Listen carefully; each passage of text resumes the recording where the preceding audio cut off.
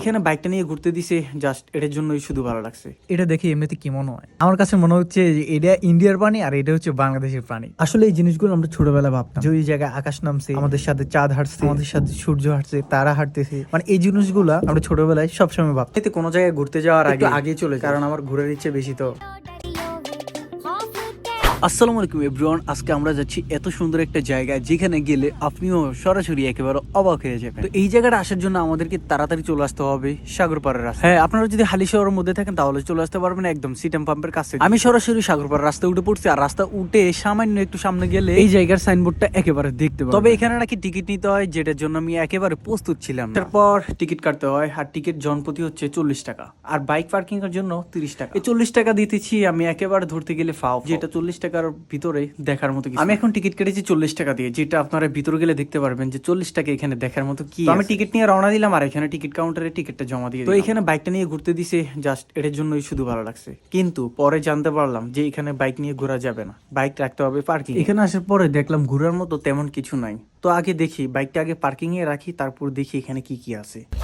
আর এখানে বাইকটা নিয়ে ভিতরে ঢুকছি, যাক বাইক নিয়ে একটু ঘোরাফেরা করবো, বাট বাইকটা ওইখানে পার্কিং করেছি, কারণ এখানে বাইক নিয়ে ঘোরা নিষেধ। তাই পার্কিং যেহেতু করবো তাহলে ভিতরে নিয়ে আসছি, বাইরে করলাম না। এখানে বাচ্চাদের বিনোদনের জন্য সেরা একটা জায়গা আছে, আর এদিকে যদি দেখাই তাহলে এদিকে খোলা একটা মাঠ আছে। আর এখন বাজে বিকালে প্রায় 3টা, আর এই সময় কোনো মানুষও নাই। আমি এমনিতে কোনো জায়গায় ঘুরতে যাওয়ার আগে চলে, কারণ আমার ঘোরার ইচ্ছে বেশি। তো আর এখানে হচ্ছে এখন বর্তমানে কাজ চলতেছে এই জায়গার। আশা করি যে কাজ সম্পূর্ণ হলে দেখতে আরো সুন্দর হবে। এই জায়গার ভিউটা আমার কাছে জাস্ট ওয়াও লাগছে। তবে বিকেলের সময় এই জায়গাটা আরো অসাধারণ লাগবে যখন সূর্যটা ডুবে। আর এখানে পেয়ে যাচ্ছেন আপনারা কাফেলা ও ক্যাফে দুটোই নিয়ে বসার জন্য সেরা একটি জায়গা। অসাধারণ ভাবে সময় কাটাতে পারবেন আপনারা চাইলে দুইজনে। গাইস, এখানে রোদের তাপটা অনেক পরিমাণে বেশি, আর এখানে এরিয়াটা খুব বড়, আর মোটামুটি কাজ চলতেছে। যখন কাজ শেষ হয়ে যাবে তখন এরিয়াটা দেখতেও অনেকটা সুন্দর লাগবে। আর আমরা এখন হাঁটতে হাঁটতে চলে আসলাম ফাদ এলাকা। আপনাদের দেখাই, আমরা এখন হাঁটতে হাঁটতে চলে আসলাম ফাদ এলাকা। আচ্ছা, আমরা এখন চলে আসছি যে ফাদ এলাকায়। আর এই ফাদ মানে কি আর পাদ মানে কি, এই জিনিসটি আমি জানতে যাচ্ছি যে ফাদ এলাকা মানে কি বুঝায়। এটা কি কোনো আবাসিক এলাকা নাকি নিরাপত্তা এলাকা বুঝায়? এই ফাদ মানে কি, এই জিনিসটা আমি বুঝি না। এখন আপনারা একটু বুঝে যেতেন। আচ্ছা, আমি একটা জিনিস ফলো করছি যে আপনারাও দেখতে পাচ্ছেন ওইখানটায় আকাশটা একদম নিচে নেমে গেছে। হ্যাঁ, এই যে দেখতে পাচ্ছেন চারিকিনা দিয়ে দেখা যায় আকাশটা ওইদিকে নামছে। চলেন তো আমরা ওইদিকে যাই আর আকাশটা ধরার চেষ্টা করি। যেহেতু আকাশটা ওইদিকে নেমে আসে, আমরা একটু হেঁটে যাই, অনেকটা দূরে দেখা যায়, বাট যে দেখি আকাশটা ধরা যায় কিনা। চলেন। আসলে এই জিনিসগুলো আমরা ছোটবেলা ভাবতাম যে ওই জায়গায় আকাশ নামছে, আমাদের সাথে চাঁদ হাঁটছে, আমাদের সাথে সূর্য হাঁটছে, তারা হাঁটতেছে, মানে এই জিনিসগুলা আমরা ছোটবেলায় সবসময় ভাবতাম। হঠাৎ করে কেন জানি আমার ছোটবেলার কথা মনে পড়ে গেছিল এই জিনিসগুলো দেখে। আর হ্যাঁ, আমি এটা 100% বলতে পারবো যে পৃথিবীতে এমন কোনো মানুষ নাই যে অতীতের কথা ভেবে আফসোস না করে। আর এখন আমরা হাঁটতে হাঁটতে কই চলে আসছি জানেন? এটা দেখে এমনিতে কি মনে হয়, আমার কাছে মনে হচ্ছে যে এটা ইন্ডিয়ার পানি আর এটা হচ্ছে বাংলাদেশের পানি। আর এই হচ্ছে বর্ডার গার্ডের সেই ব্রিজ। বাংলাদেশের পানি ঠিক সারা বছর যে অবস্থা থাকে আর কি।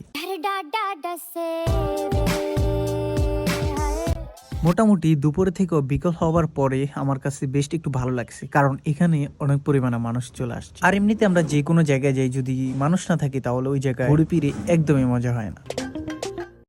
এখানে কিছুক্ষণ আড্ডা দেওয়ার পরেই প্রায় অনেক মানুষ হয়ে গেছে, আর একটু সময় গেলে আর একটু বেশি মানুষ হবে। আর এখানে একটা ঝুলন্ত ব্রিজ আছে, যেটা এখনো বর্তমানে পানির নিচে তলিয়ে আছে, বাট পানি একটু শুকিয়ে গেলে ঝুলন্ত ব্রিজটা আবার উঠবে। একটা ব্যাগ।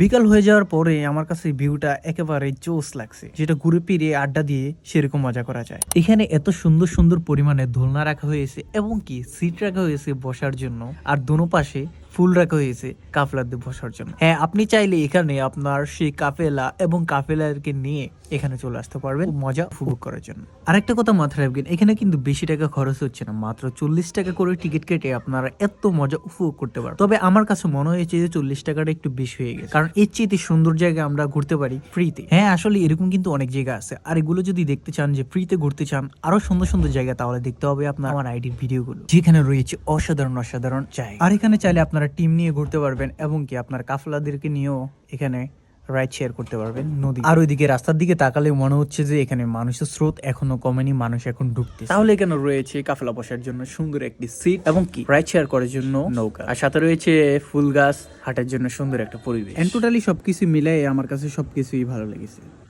এখানে দেখতে দেখতে দেখা যাচ্ছে প্রায় অনেক মানুষ আসছে, কিন্তু আমার মনে হচ্ছে যারা একবার এখানে আসে তারা দ্বিতীয়বার এখানে আসবে না, কারণ এখানে দেখার মতো কিছুই নেই। আর এখানে ঘোরার মতো যে জায়গাটুকু আছে এই জায়গাটুকু আমরা চাইলে তার অপর সাইডে ফ্রিতে ঘুরতে পারি। এখানে প্রায় দেখতে দেখতে সুন্দর হয়ে গেছে, আর আমরা এখন বাসায় চলে যাব, যেহেতু সন্ধ্যার সময় মজা হবে না। তো তার জন্য আমি পার্কিং চলে আসলাম, আর পার্কিং আসার পর আমি বাইকটা বের করে চলে যাব। আর ভিডিওটা এই পর্যন্ত, সবাই ভালো থাকবেন, সুস্থ থাকবেন। আর এরকম ভিডিও দেখার জন্য অবশ্যই আমার আইডিকে ফলো দিয়ে রাখবেন, সাবস্ক্রাইব করে রাখবেন।